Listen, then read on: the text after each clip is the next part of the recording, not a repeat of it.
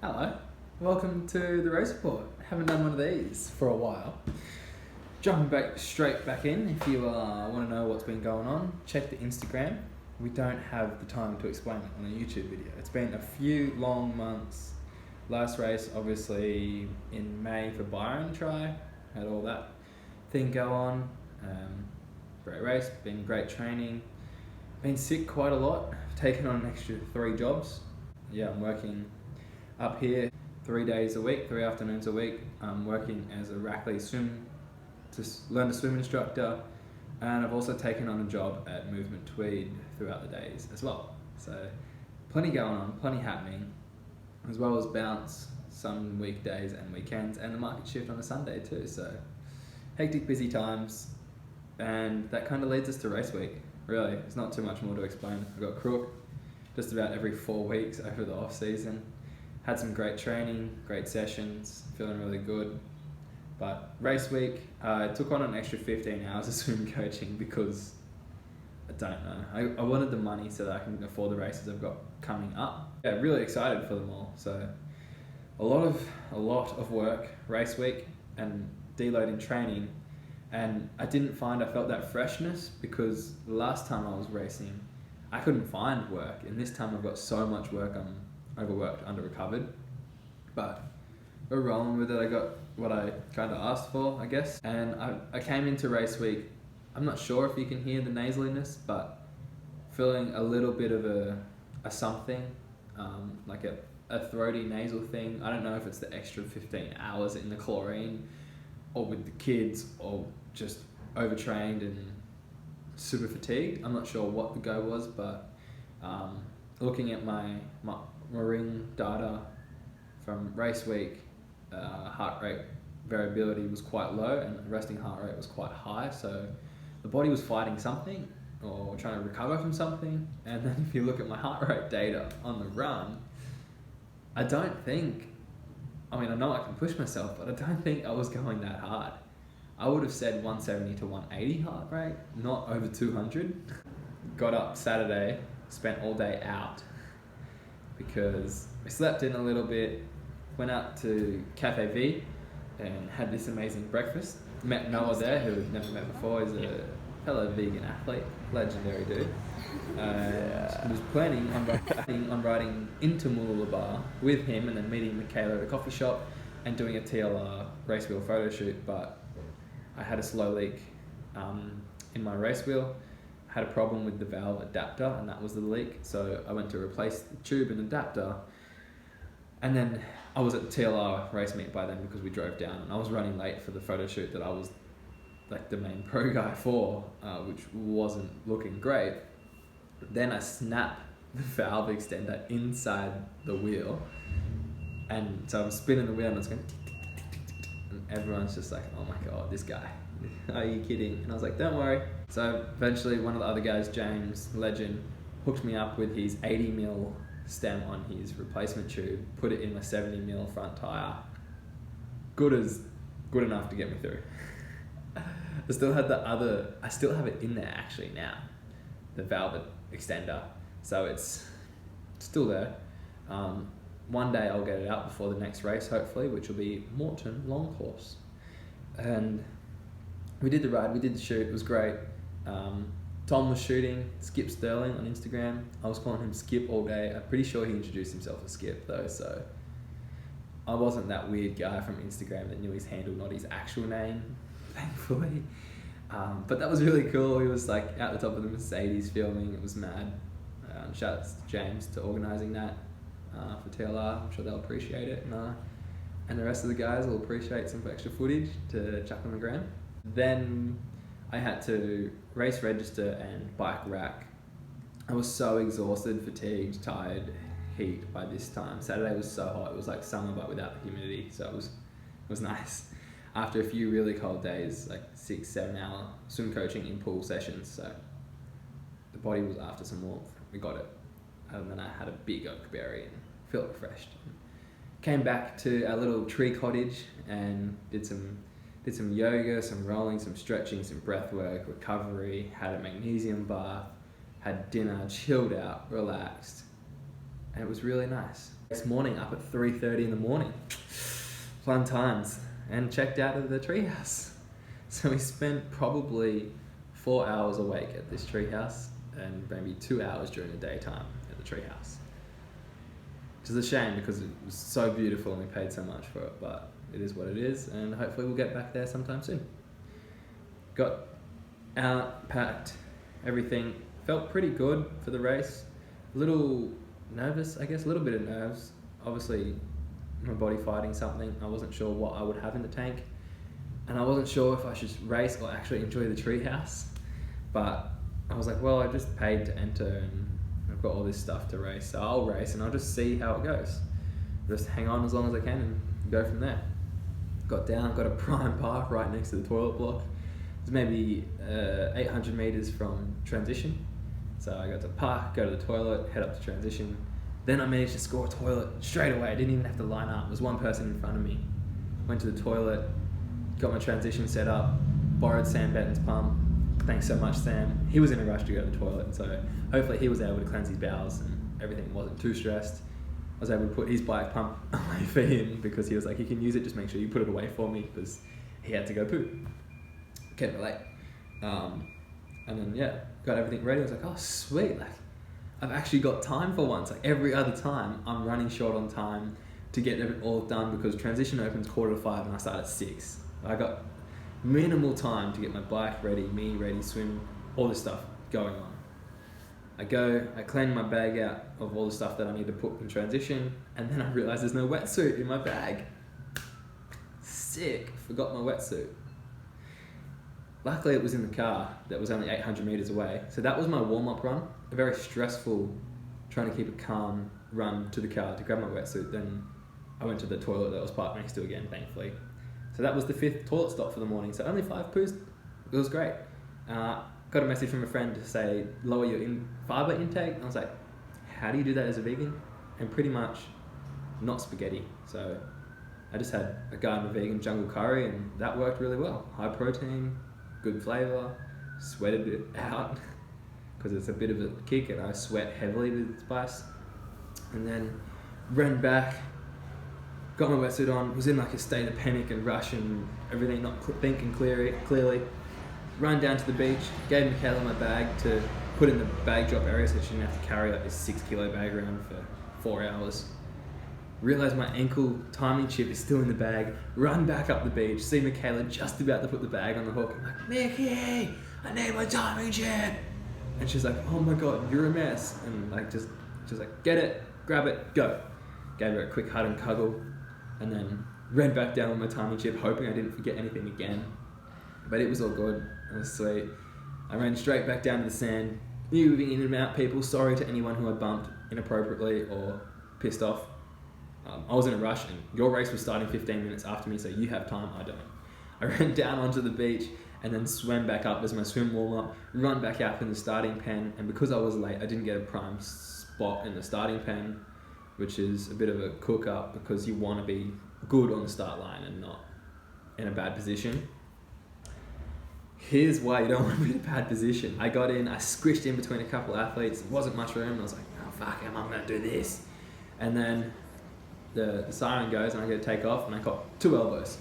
So one from the guy on the left, one from the guy on the right. Just bang bang, knocks me back.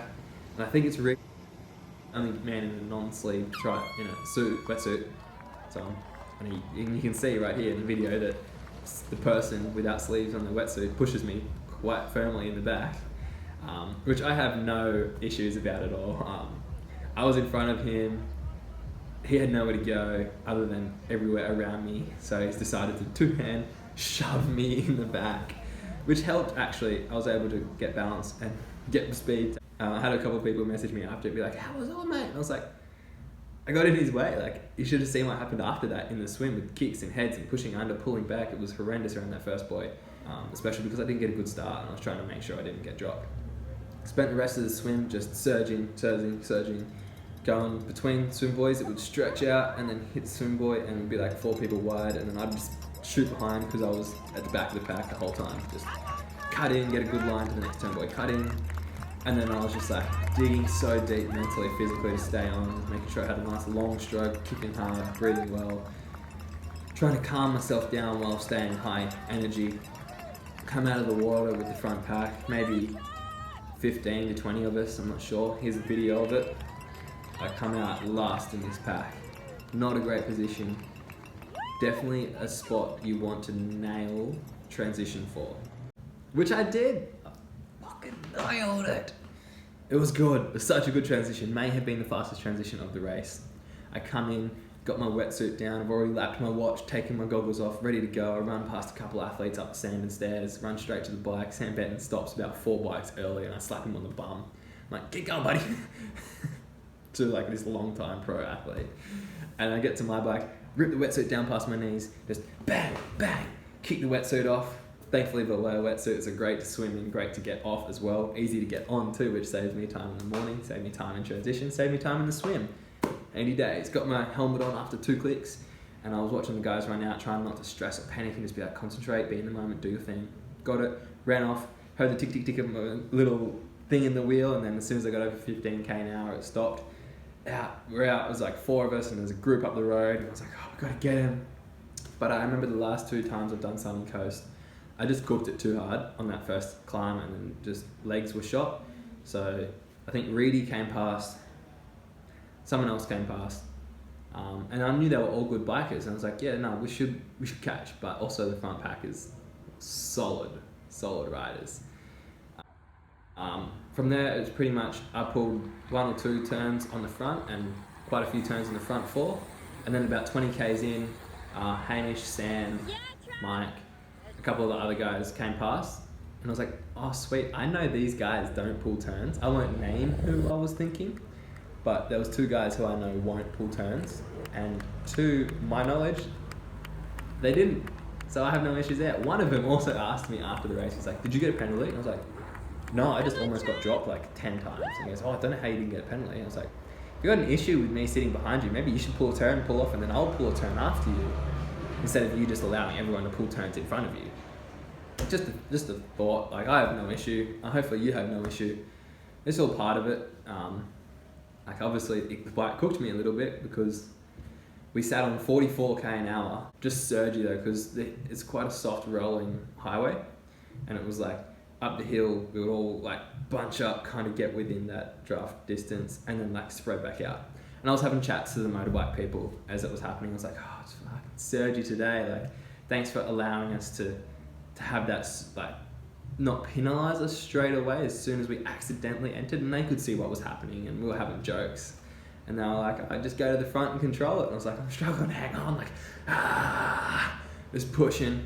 But I quickly had a raspberry gel before we hit the hills in the technical section because thankfully coming from ITU and loving crit racing, I do have those bike skills in long course racing that I can pretty much outride the technical sections with the guys, which is super handy.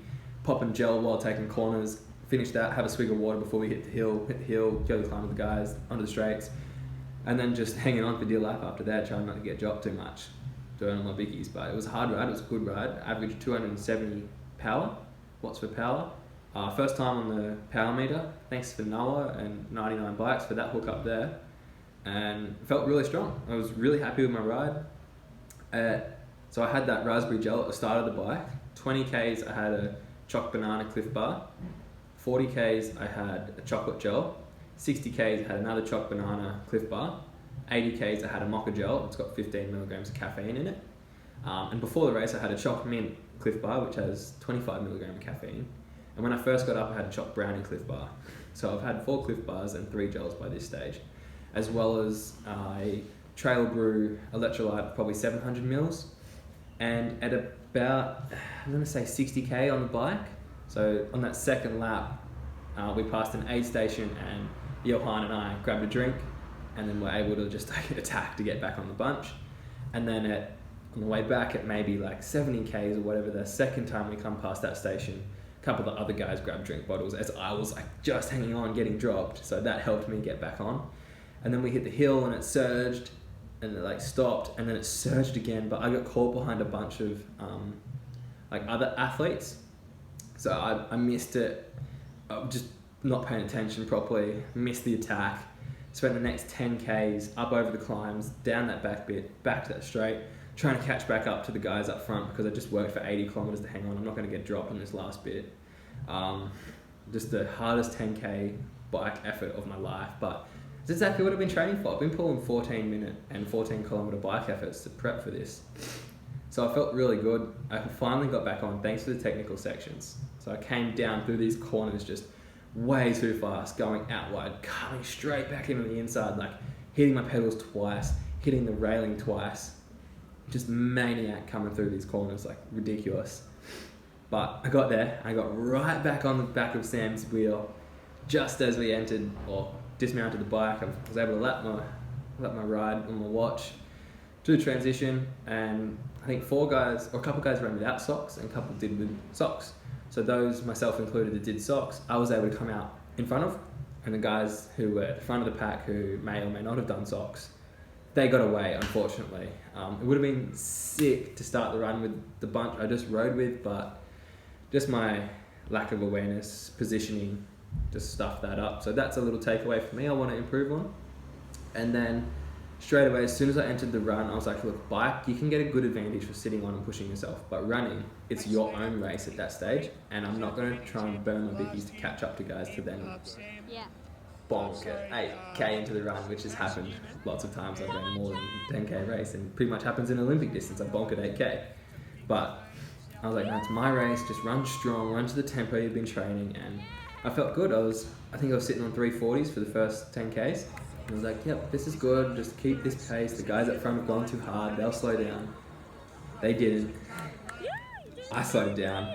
I just think I was too fatigued going into this race, not enough recovery, not enough salt, too much time on my feet the day before, too much stress the day before, this little head coldy thing going on.